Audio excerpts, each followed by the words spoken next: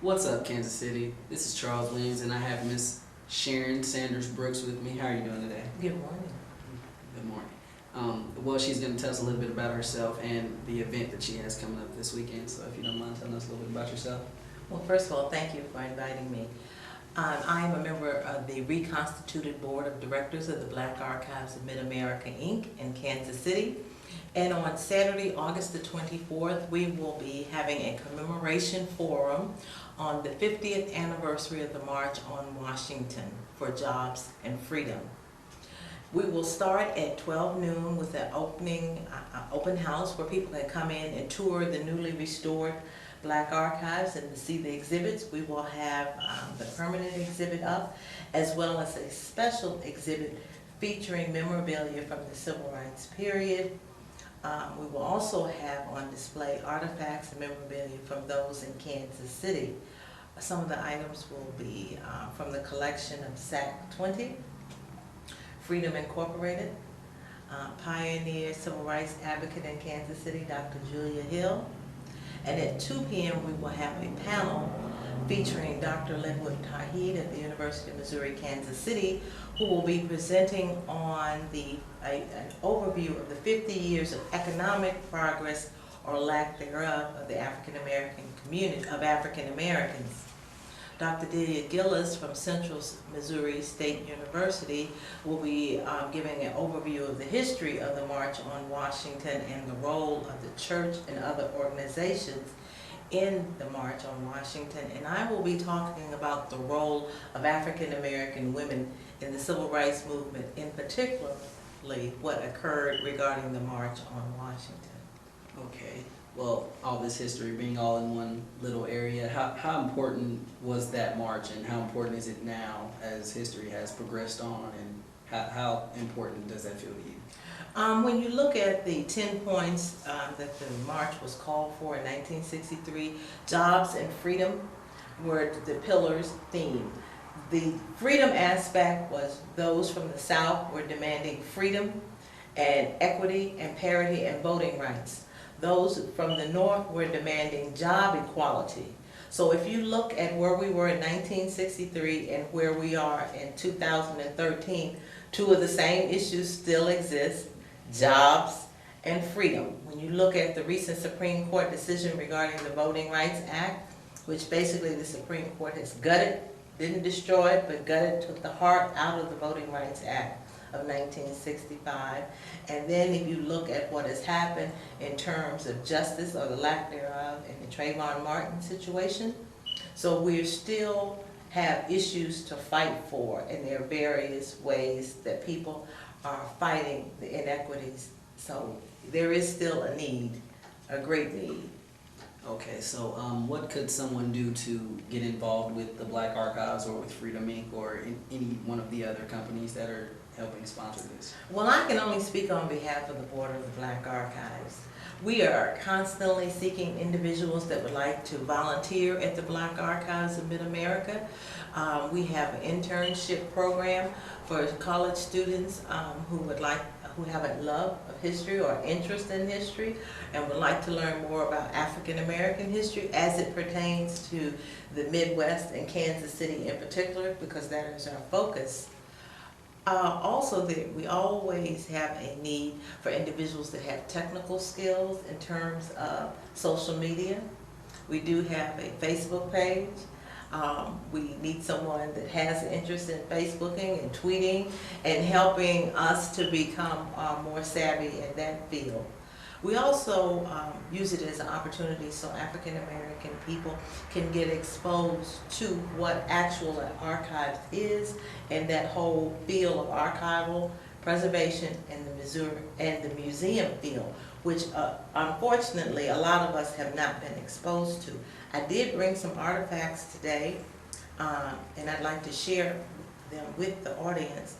The reason I am putting on gloves is because our fingers and our hands contain oil, and when you touch items, you leave a residue on them, and the oil stains destroy paper. So that's the reason, the purpose of the white gloves. I don't want anybody to think I'm getting ready to do a mime act or a minstrel act, but that's the reason you wear the white cotton. You wear the white cotton gloves. This is one of the books that Dr. Martin Luther King wrote. It's called Stride Toward Freedom. This is a first edition. This is the original book that came out in 1958. This is one of the items that will be on display. And he actually did his speech at the March on Freedom, is that correct? At the March on Washington, Dr. King was one of these speakers. He was the last speaker, and he was afforded the most amount of time. He was given 15 minutes. All the other speakers were given 5 minutes. But at that time, it was decided by A. Philip Randolph, who was considered the dean at that time in the civil rights community, that Dr. King would granted that amount of time, because at that time he was viewed as the leader in terms of all the civil rights organizations. There were 6 organizations that sponsored the March on Washington, the Big 6. This is the biography by Mrs. Medgar Evers, Merle Evers. This is the original book. She wrote this after her husband was assassinated. Medgar Evers was assassinated on June 12, 1963.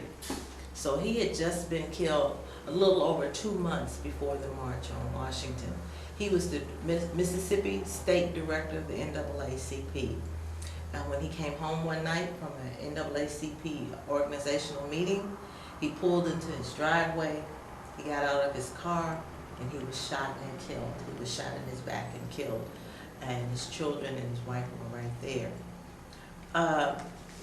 This is an album that was put out in 1963. This is the recording of the March on Washington. And this was put out by Motown Records and Berry Gordy. This is the original album. And it contains all the speakers that spoke that day. There are those that indicate that no women spoke at the March on Washington. That's incorrect. Josephine Baker, the entertainer, came in from Paris, France, where she was living at the time. She spoke at a pre-program. Mrs. Daisy Bates of the Little Rock 9 fame, the school desegregation case, she was their sponsor. She spoke on the program, and she did a tribute to other African American women. But that was only after a major push and fight behind the scenes the week before. It started months before, but a week before there was a true fight that women had to be acknowledged. And even though you had Mrs. Fannie Lou Hamer there, and Mrs. Rosa Parks, and a lot of other women, Ella Baker, they were not afforded an opportunity to give speeches. Mrs. Rosa Parks was of the Montgomery bus boycott fame and the sit-in. She was there. When she was acknowledged, she was able to say 8 words, and that was it. So it was truly a sexist event. I mentioned Emmett Till. Emmett Till, his mother was there in 1963 at the March on Washington. This is a book about his life. This is the young 14-year-old who was killed in Money, Mississippi, when he lived in Chicago and he had gone south for the summer, which historically many African Americans that moved north sent their children back to the south to be with family in the summer, and he was murdered in 1955. As of 2013, his family, there will be a representation at the 2013 March on Washington from Emmett Till's family and Trayvon Martin's family. Because if you look at the two, they're very similar cases. So 50 years later, we're still dealing with some of the same issues. I have a paper. This is a person that played a pivotal role during the civil rights movement. This is a newspaper of George Wallace and from his supporters. And last, I want to share, when we talk about voting rights and people now take it for granted how easy it is to vote, and there are some that choose not to vote and not even register to vote. But this is a picture from Texas where the women, they're with the NAACP, and they are encouraging people to pay their poll tax. You used to have to pay a poll tax, in order to be able to register to vote. And at that particular time in Texas, it was $2. Missouri had a poll tax, and a lot of other states had a poll tax. So now we don't have to pay to vote. All we have to do is register and do it, and we can do it any manner of ways. So it's no need to not be a registered voter. And the last item I'm going to show you. This is the original book,